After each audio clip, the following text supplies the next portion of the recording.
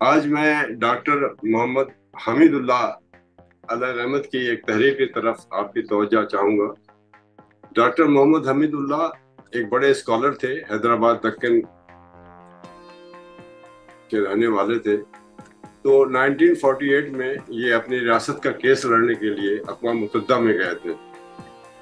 دریا سنا پیچھے سے انڈین حکومت نے پولیس ایکشن کے نام پہ فوجی دستے بھیج کے کیموفلاج کر کے گئے اور حیدرآباد دکن کی ریاست کو ہندوستان میں شامل کر لیا گیا زبردستی۔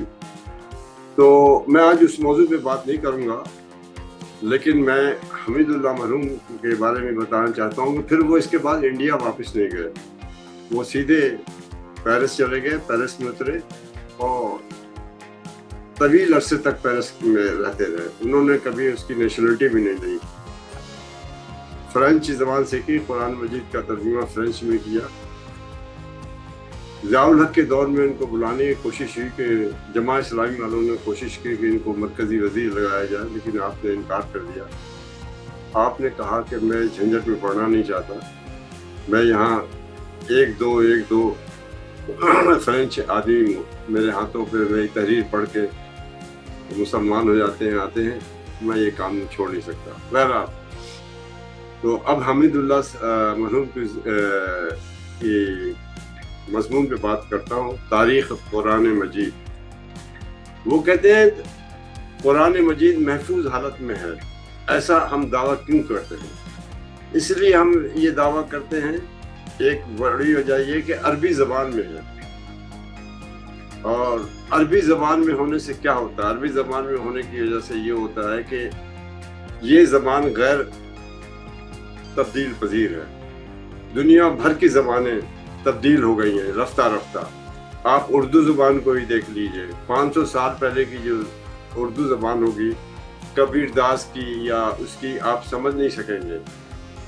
اسی طرح انگریزی ادب میں چاثر وغیرہ جو مصنف گزرے ہیں، 500 سال کی بعد ان کی کتابیں سمجھنے والے 5 پروفیسر بھی آپ کو انگلینڈ میں نہیں ملیں گے۔ بلکہ میں نے تو کہیں اور بھی پڑھا تھا کہ شیکسپیئر کے جو اصلی ڈرامے لکھے ہوئے ہیں، جس اوریجنل، وہ پڑھنے والے درجن بھر سے زیادہ پروفیسر آپ کو لندن میں نہیں ملیں گے۔ اس کا جدید ترین ترجمہ آتا رہتا ہے، جدید ترین انگریزی میں آتا رہتا ہے، اصل انگریزی پڑھنے والے نہیں ہیں۔ بس چونکہ خدا نے کتاب بھیجنی تھی، آخری کتاب، تو اس کی رحمت کا تقاضا یہ تھا، پروفیسر حمید اللہ کہتے ہیں، اس کی رحمت کا تقاضا یہ تھا کہ ایک ایسی زبان دی جائے جو غیر متبدل، جو تبدیل پذیر نہ ہو، جس کو ہر دور میں لوگ سمجھے۔ ورنہ اگر تبدیل پذیر زبان میں دیتے، کسی اور زبان میں دیتے، 20ویں صدی میں، اب تو 21ویں صدی ہے، حمید اللہ کہتے ہیں آج 20ویں صدی میں پھر ہم کو ایک نئی کتاب دینے کی ضرورت پڑتی، کیونکہ ہمیں وہ زبان سمجھ نہ آتی۔ لیکن چونکہ عربی زبان میں قرآن نازل ہوا تھا، عربی زبان غیر متبدل ہے آج بھی، بلحاظ الفاظ، گرامر، ہجے، لہجہ اور تلفظ وہی قرآن ہے جو 1500 سال پہلے تھا، جو آج ہے۔ یہ کہتے ہیں کہ اگر آج رسول اللہ صلی اللہ علیہ وسلم زندہ ہوں اور میں بحیثیت ایک موجودہ عربی میں آپ سے بات کرتا تو آپ سمجھ جاتے ایک ایک لفظ۔ اسی طرح آپ بھی جو ارشاد فرماتے، میں ایک ایک لفظ سمجھ جاتا، کہ قدیم عربی اور جدید عربی میں سمجھنے میں کوئی فرق نہیں ہے۔ آج کے جو عربی اخبارات ہیں، عربی ریڈیو ہے یا عربی ٹیلی ویژن ہے، اس میں جو عربی استعمال ہوتی ہے یہ وہی عربی ہے جو 1500 سال پہلے قرآن حکیم کے نزول کے وقت، احادیث شریف کے تحریر کیے جانے کے وقت سب ہوئی تھی، سیم۔ اس کا ہر لفظ سمجھا جاتا ہے۔ تو اللہ کی رحمت کا تقاضا یہی تھا کہ آپ کو جو زبان دی جاتی وہ غیر تبدیل پذیر ہوتی۔